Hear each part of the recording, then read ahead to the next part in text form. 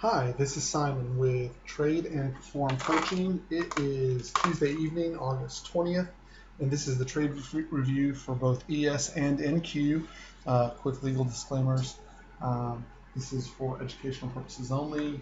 Nothing in the blog, on my Twitter stream, stock Twitch stream, or in this video should be considered a trading recommendation. The point is to help you become a good trader and to help you the best I can to do that. So first, let's talk a little bit about today. I thought today sucked personally. Yes, the market went kind of straight up, but I need rotation to make my trading style work. I want to catch people when they are caught flat-footed, the market's a little overextended one way or the other, and I can nail them. I also like to get one or two trades in the bag early in the day, meaning first hour. This way, if I take a third trade or even a fourth trade, I have something to work against. I hate losing money. It happens, it's part of the business, I plan for it, but I don't like it. And I want to make that clear. I don't like losing money, and I do everything I can in my planning setup, not to avoid losing money, but to make sure that I'm having trade setups that will give me high odds of making money. And then I can live with a few disappointments that end up happening. So let's look at the open. If we look at the open this morning, so the first thing that stood out to me right away was that in the first, 10 minutes, we had a whopping 2-point range off the open this morning. Okay, so huge warning lights out for me. There was no economic data that was pending. There was no econ data coming into the day, as a matter of fact, that was of any kind of importance. That's the first thing that tells me there's nothing there to move the market, except apparently a short squeeze, failed short squeeze, but we ended up with a failed range extension, which I thought was a possibility this morning. But we get a 2-point range. First thing that tells me my targets are 2 points. If my entire range is 2 points, the odds of me getting my target are very low right out of the gate. So already I'm like, okay, there's not a lot for me to do here. Number two, I wanted to get filled on this retest of Globex low was what I was hoping for. This would have normally been the white zone, and nothing doing there. We came back in, we kind of danced around this right here in this area, which was gap fill. And then the third thing that was just, I guess in my book, bizarre was NQ. NQ, I don't know what the heck was going on with it this morning, but whoever's been driving it up early in the morning, I believe this is NQ, was not here today. Let's pull this in a little bit like this and look at, bring it in here. And so look, NQ every morning has just been a fire, just rocketing out of the gate. And the best that we could do, I couldn't get it down to gap fill for a long, which I would have loved. Didn't get that. I did take a short here. I didn't broadcast it, but I did take a short here. And I was hoping, since that we didn't rock it right out of the gate and we didn't open above Globex highs, that we would actually roll over and that we'd finally have some capitulation to the downside. I don't have any kind of faith or any kind of special meaning in capitulation, but it's nice to get it when you see it, right? So we didn't get that. I covered enough of this position to push my average entry up to this 82, 83 level, and I got stopped out break even, and that was pretty much my day. So we did obviously rotate up through Globex high, and then we'll switch back over here to ES real quick, not to confuse things, but when we were approaching this pre-market support with the lack of rotation, we were already kind of pushing kind of steadily, and this is already an hour in. I just did not think it was a good location to short. I broadcast as much that I wasn't fading this move up, and I wasn't fading it not because of where we were at in the market, but because of the rotations. I know I need a 2-point rotation to make any money, and we weren't getting them, and I don't feel like guessing. If I see evidence that I'm getting my rotations, I'll trade. If I'm not getting my rotations, I don't trade, okay? And that's one of the keys or underlying themes that I want to go over in building an account, okay? In building an account, wanting to make a lot of money is a fantastic thing that I highly encourage people to have. And when they're going into trading or into any business, man, wanting to make money is a good thing. Needing to make money, that can really mess you up, okay?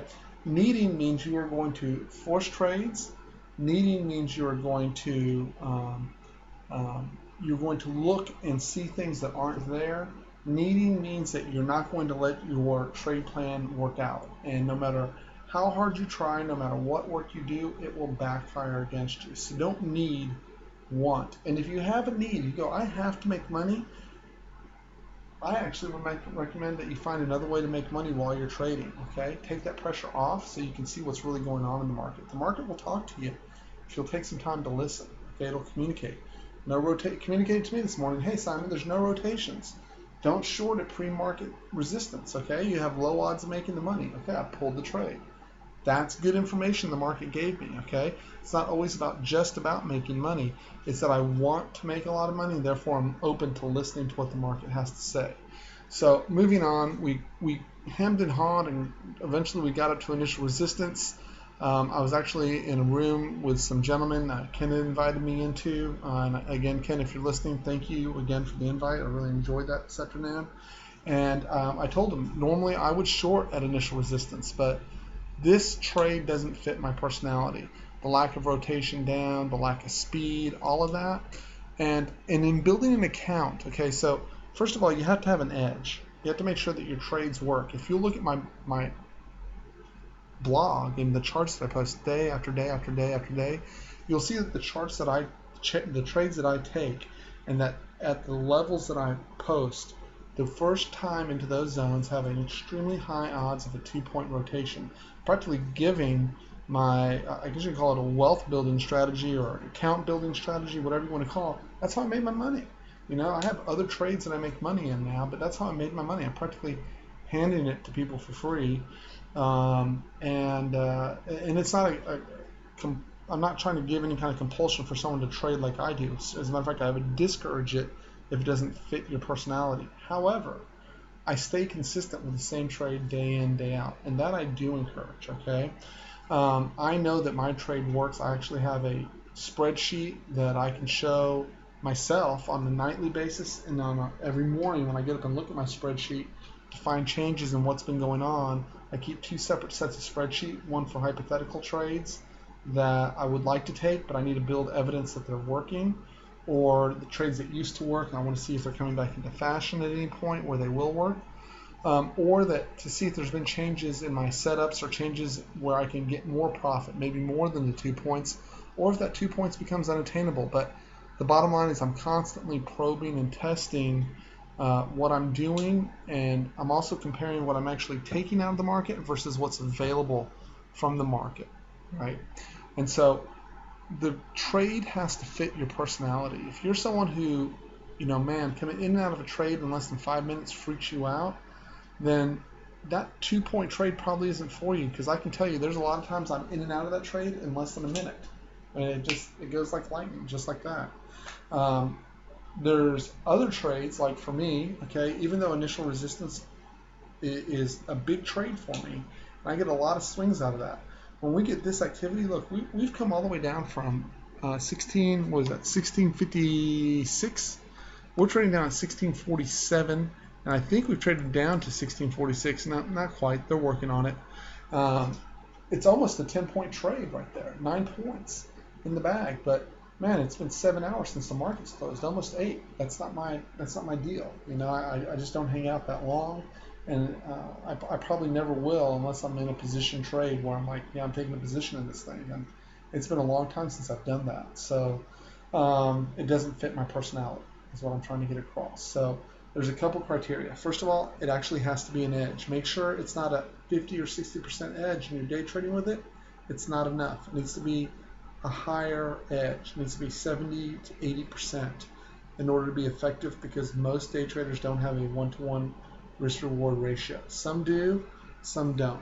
Secondly, when you're taking a trade, take the trade and stop trading. Don't keep jumping in and jumping out, jumping in and jumping out. I talked to 2 guys that I coach, and they only took 2-point losses 4 times today, okay, because they were trying to make these perceived shorts work, and they took a short here and they took a short here, and they worked themselves into a frenzy, and they ended up taking a short prior to getting to initial resistance, and then somewhere else in here where they thought it was going to roll over and they missed it. Taking unplanned trades can really, really kill your psyche, make you really nervous, and cause you to not trust yourself to carry out your own plan. So you need accountability. So how do you get accountability when you're going to trade? So I know where I'm going to trade before the market opens, right? I already know before the market opens that I'm not taking a trade here. I'm not taking a trade anywhere in here. I'm not taking a trade over here unless I'm covering, unless any of this is to cover, right? So I've eliminated large swaths of the field. I'm not trading any of this, okay? So I've eliminated large areas where I have to make a decision at all. Okay, well that makes me calmer. There's nothing to do. Cool, okay? I can look at the end of the day where I said I'm going to trade in here. I'm going to trade in here. I'm going to trade in here. Now I can look back and I can criticize myself for not taking this trade. I've done that a couple times in the last couple of days due to the slow nature of the course. And I can simply respond that normally I would take that. I'm uncomfortable with the slow pace of the market. And the slow grinding nature doesn't fit my personality. Okay, it's an area where I might need to push myself to take those trades. But right now it's really not affecting my P&L in the larger scheme of things. So I'm just going to keep an eye on it. I didn't get a trade entry here. No problem. I saw that we were having no rotations, so I didn't take the trade here. Totally acceptable. That's within my rules. If I don't see a trade, not to take it. If I see the parameters aren't working. Okay? And all of this fits in within the larger context of building an account. Now, in that vein, what does work? How do I build my account? I go over here and I look at Friday. This appears to be NQ. Let's go look at ES. Here we go. I'm going to have to scoot it back here. This is Friday's trade. Let's bring it in a bit so it's easy to see and see what does work within my strategy. So, like I said, I've been prepared. I'd have had that already up there. So, what does my Friday strategy call for? So, this is what I wanted to happen this morning when we came into this gap fill and pre-market support. Took a long right out of here, got paid my 2 points right out of the gate. I forget if I left a trailer on that morning or not. Totally absent-minded right now, but I know that I got my 2 points for a fact. Trade number 2, I did not take this. I wanted us to get up to initial resistance. Didn't happen. Still not very happy about myself with this trade. This was a good trade that I left on the table. Particularly for 2 points. Okay, I usually get rotation first time in at every zone, and you can see even if I took the front of the zone, it pushed a little bit behind, came down, took about an hour, but I got my 2 points, right? So moving on towards the end of the day, if you followed me for any length of time, you know I do not like trading lunchtime. This is all lunchtime crap, and you can see the chop, chop, chop. Here at the end of the day, okay, so we're not quite broken down. This is the second trip into the zone, okay? So I'm not taking a long here. Why? We tested this zone pretty thoroughly, even if we didn't hang around too long. So I count this as second trip. I need some kind of tick divergence. I tweeted that I need tick divergence. We didn't have tick divergence. Didn't take the trade. Never broke this zone, so this zone is still support, okay? So I'm kind of caught in limbo here. I can't take a short here, really. I'd like to, but I really can't. However, we have broken here. We have clear separation from the zone. We've come down and touched the zone below. First time to the zone, we touch it. 2 point rotation higher. First time to this zone, we're in the last hour, so I'm not taking counter trades. I already tweeted that out earlier. But this right here is not a counter trade. It's aggressive, but it's not a counter trade. Took this trade. Bam, got my 2+ points. I actually trailed this all the way down into the close here I guess that was yesterday afternoon. So I guess in closing, what I wanted to say is, in order to build an account, you have to trust yourself. You have to have repeatable patterns that are identifiable, and you have to have repeatable behavioral patterns that are identifiable so you can modify them. Find one market that you like and get really good at it. Okay, don't go, well, ES sucks today, I'm going to go trade CL, or crude sucks, I'm going to go trade Euro. Most good traders don't trade a million markets out of the hat. They find 1 or 2 markets they're good at and they stick to them. I have 3 primary and I have 2 additional that I trade on occasion. So anyways, I hope that helped. I'm trying to help people build their accounts. My name is Simon. I'm with Trade and Perform Coaching. I hope this is helping you all out there. Everyone, have a great night, and don't blow yourselves up tomorrow. Have a great day.